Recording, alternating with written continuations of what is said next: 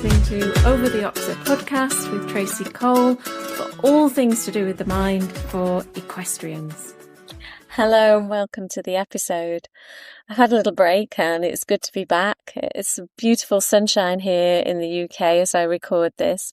It's very hot indeed, actually, and I hope you're staying cool if you are in a hot country or a hot place at the moment, and that you're able to care for your horses in the way that's best for them. Now, today I want to just start by saying a quick thank you if you're watching or listening and you're downloading, and wherever you are, I've got a lovely leaderboard. Let me have a little look at it now. I've just popped it up onto my screen so I can see it. So yeah, the leaderboard of the downloads, always fascinating to me where people are listening. It's a fabulous set of countries. I won't read them all. I'll just read the top few. So in first place is the United Kingdom with about 40% of the downloads. Then we've got the US. Then we've got Hong Kong coming up on the rails. Then Canada, Ireland, Australia, Sweden, Singapore, Brazil, Germany, France, Costa Rica, Denmark, Spain, Venezuela. I could go on. I better not, because it will take up most of our time. But even if I've not mentioned your country and you have done some downloading, then thank you so much for listening. And it's great to have you with me. I'm going to talk today about a topic that might sound at first like it comes from the film The Matrix. But it's actually true neuroscience. It's updated neuroscience. And I think it's important that we understand the updates as scientists begin to gather more and more data and are able to tell us what's really happening with our brain, so that as riders, we can adjust for that. So lots of people, not just riders, not even just scientists, not necessarily NLP people, but lots of people have always thought of the brain as a camera. And you might have seen this on social media. I've seen a few posts about this. Your brain is a camera. So your brain goes around and it takes pictures, but it also takes in, obviously, data from your hearing, your smelling, your tasting, your touching. And all of this sensory data goes into the brain. And in the old-fashioned way, it was said that this then makes some kind of perception and you act on the perception. The problem with that is that it's only partially true. And there has been an update that makes it a little bit less important to think like that. So what's happening is that your brain isn't waiting for all this sensory data to come in from the environment and then put together some kind of perception of what's happening in the moment, because that's almost too slow. It would mean that we were kind of always living a moment behind, in a way, which would be a little odd. But what really seems to happen is that we have brains that make predictions.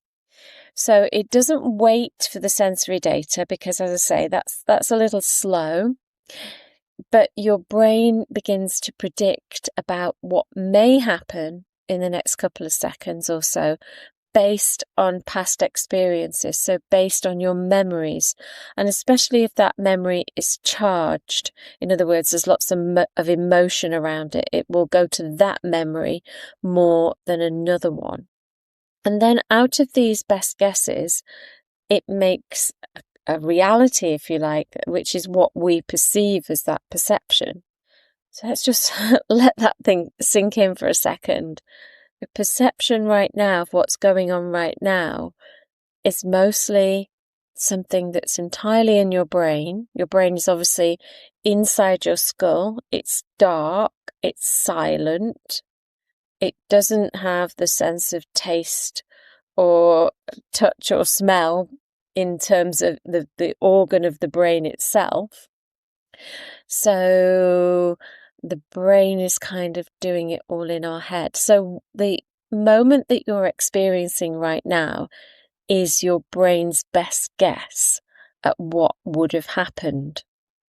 And it means that if you're riding, let's say you're riding in an arena, then in the moment, you're not riding in the arena really. You're riding in the brain's best guess of the arena. I know. This does blow your brain. It literally does blow your brain. So this best guessing from moment to moment is, in a way, although it does kind of confuse you as to what on earth is really going on with us, it is a kind of superpower for equestrians. So if we think about not necessarily the neuroscience, because we want practical ways that we can work with our brain for the absolute best results. If we think of it as a prediction machine that then takes the sensory data and kind of tweaks what's going on in the moment. So if it's making a guess, and these guesses could be 10 seconds ahead, or if you're thinking about a ride that you're going to do in an hour's time, you might be projecting that prediction into an hour's time. Or if you're thinking of competing in a few days, maybe your prediction again is stretched out to that future time in a couple of days. So it's not necessarily that it's predicting moment to moment, although it is. The moment could also be quite a long way off. So let's say that you are riding around, your brain is looking at your current situation. Let's say you're riding in the arena, in the menage, in the school, and it's quite windy. And your brain is going to search through its massive library of past experiences to do with riding, to do with wind, to do with the two combined, and ask, what last happened, what went on, what did we feel, what did we see, what did we hear, and that prediction is what you experience.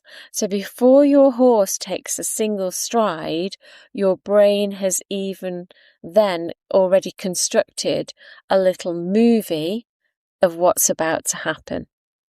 Okay. I know it sounds crazy. I know that this is a new level of crazy. So it predicts a fear. It predicts a run out. It predicts a perfect takeoff. It predicts a confident ride. It predicts enjoyment. It predicts something happening that you don't really want to think about. And only after that prediction does it actually look at the sensory data coming in through your eyes, through your ears, through your skin, and so on.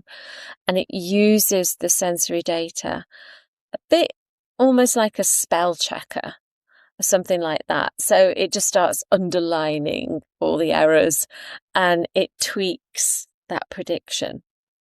Now, if your prediction is incredibly strong, let's say it's fueled emotionally, maybe by adrenaline because of anxiety and so on, some incident is for the forefront of your brain can actually ignore the real life sensory data that says everything's absolutely fine.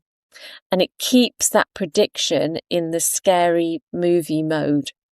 So you're literally reacting to the past memory, not the moment itself. And on a practical level, we all know this. How many times have we got onto a horse and horse has been fine, environment is fine, it's lovely and quiet, there's absolutely nothing going on, weather's beautiful, perfect, everything's perfect, but your heart is beating so fast it feels like it's going to explode out of your rib cage. And you're probably saying to yourselves in those moments, because I know I have, what is wrong? There's nothing going on.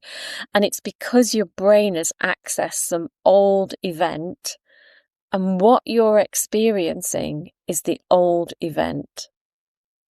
So let's say, just as another example, you have a horse that always used to spook in a particular corner of the school. And for 6 months, every time you went past that corner, your heart rate went up. Maybe you even just, as a micro movement, just kind of squoze the reins a little bit more. Your horse napped. But actually now, as we fast forward, the horse has learned, you've helped the situation by, getting over it in terms of your thoughts, you've schooled the horse, everything should be fine now. The horse has walked past that corner 1,000,000 times now. It's all good. Everything's good. Okay. But on this particular day, you're going towards the corner. The sensory data hitting your brain is saying, everything's fine. Nothing in the corner. Everything's absolutely beautiful. And the prediction machine in your brain says, oh, it's that corner again. Cue the adrenaline. Let's tense up. Let's brace. And your brain is guessing that danger's coming. So it triggers the anxiety in spite of everything being okay.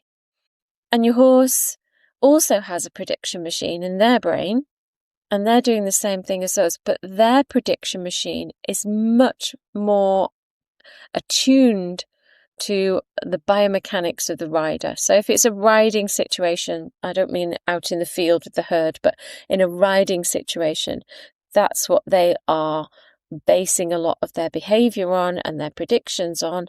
So they feel you brace, they feel that tension, and they just make the assumption that there must be something there that they haven't quite spotted, so they spook. Your brain is then saying to you, I told you, my prediction was right, I told you something was going to happen.